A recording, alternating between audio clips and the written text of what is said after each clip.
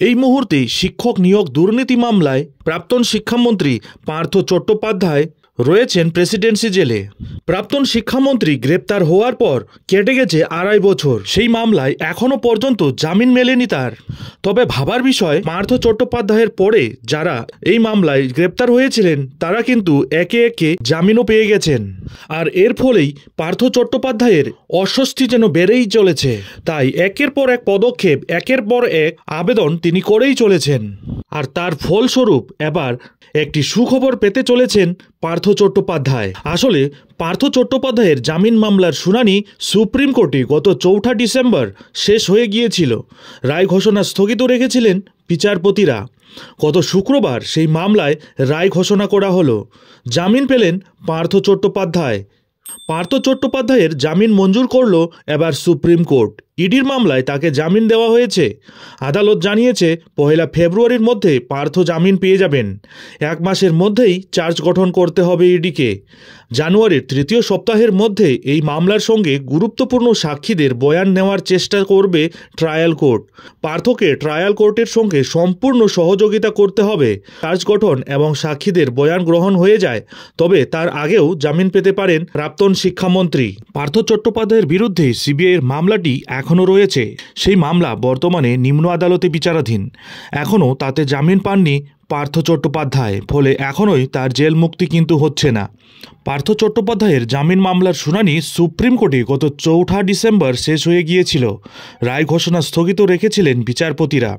ওই দিন পার্থের মামলায় সুপ্রিম কোর্ট মন্তব্য করেছিল, তিনি যদি সত্যিই দুর্নীতিগ্রস্ত হয়ে থাকেন তবে এত সহজে জামিন পেতে পারেন না। নিয়োগ মামলায় তিনি ডামি সামনে রেখে দুর্নীতি করেছেন। তদন্ত একটি জায়গায় এলে তার জামিন নিয়ে বিবেচনা করা হবে। গত শুক্রবার তার জামিন মঞ্জুর হলেও এই সংক্রান্ত নির্দেশ কেবল ইডির মামলার ক্ষেত্রেই প্রযোজ্য হবে বলে জানিয়েছে সুপ্রিম কোর্ট। এদিকে নিয়োগ দুর্নীতি কাণ্ডে সিবিআইয়ের করা মামলায় জামিন চেয়ে আদালতে আবেদন করেছেন পার্থ চট্টোপাধ্যায়। বিচার ভবনের বিশেষ সিবিআই আদালতে ওই মামলা বিচারাধীন। গত বৃহস্পতিবার সেই সংক্রান্ত শুনানিতে পার্থ নিজে সরাসরি বিচারকের কাছে জামিনের জন্য আবেদন করেন। তার আইনজীবী জানান, পার্থের বয়স 73 বছর, তিনি অসুস্থ, যে কোনো শর্তে তাকে জামিন দেওয়া হোক। পার্থ নিজেও দাবি করেন তিনি নির্দোষ। উল্লেখ্য, 2022 সালে পার্থের ঘনিষ্ঠ অর্পিতার বাড়ি থেকে 50 কোটি টাকার বেশি নগদ উদ্ধার হয়েছিল। অর্পিতার পাশাপাশি পার্থকেও গ্রেপ্তার করা হয়। সেই থেকেই জেলে রয়েছেন রাজ্যের প্রাক্তন শিক্ষামন্ত্রী পার্থ চট্টোপাধ্যায়। কেন্দ্রীয় সংস্থার দাবি, নিয়োগ মামলায় দুর্নীতির অন্যতম মূল চক্রী পার্থ। গ্রেপ্তার হওয়ার পর থেকেই জেলেই ছিলেন তারা।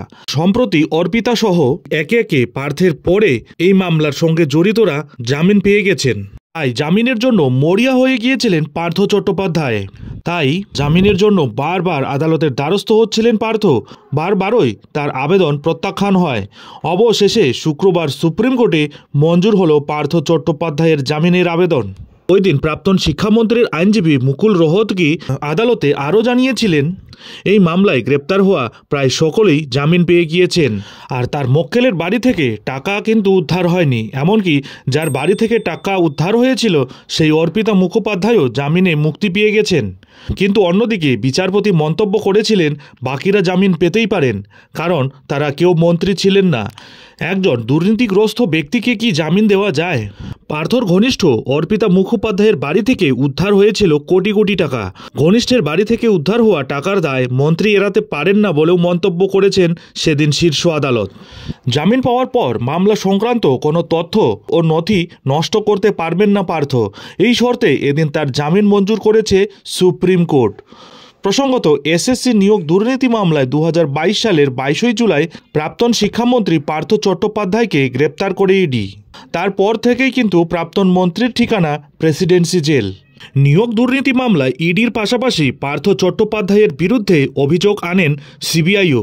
এসএসসিতে নিয়োগের মামলায় সিবিআইও পরবর্তী সময়ে গ্রেপ্তার করে পার্থ অর্পিতা দুজনকেই। এদিকে সম্প্রতি প্রাথমিক নিয়োগ দুর্নীতির মামলাতেও সিবিআইয়ের হাতে গ্রেপ্তার হয়েছেন পার্থ চট্টোপাধ্যায়। আর এবার প্রায় 28 মাস জেলে থাকার পর প্রাক্তন শিক্ষামন্ত্রী পার্থ চট্টোপাধ্যায়ের জামিন মঞ্জুর করল সর্বোচ্চ আদালত। এই নিয়োগ দুর্নীতি মামলায় মূল মামলাকারীদের আইনজীবী ফিরদৌস শামীম পার্থের জামিনের নির্দেশের পর বলেন, ট্রায়াল চলাকালীন কোনো ব্যক্তিকে অনির্দিষ্টকালের জন্য জেলে রাখা সম্ভব নয়, কিন্তু পার্থের মতো ব্যক্তি যিনি এই দুর্নীতি থেকে সবচেয়ে বেশি সুবিধা নিয়েছেন তাকে নিশ্চিতভাবেই হেফাজতে রেখে বিচার সম্পূর্ণ করা উচিত। কিন্তু সর্বোচ্চ আদালত জামিনের নির্দেশ দিয়েছেন। তদন্তকারী সংস্থা এবং রাজ্য সরকারের দায় দ্রুত বিচার সম্পন্ন করা। রাজ্য সহযোগিতা করছে না। তদন্তকারী সংস্থার উপযুক্ত নথি না দিলে, রাজ্য সরকার প্রয়োজনীয় অনুমতি না দিলে এই ধরনের মানুষ জামিন পেয়ে যাবেন। এটা কাঙ্ক্ষিত নয়।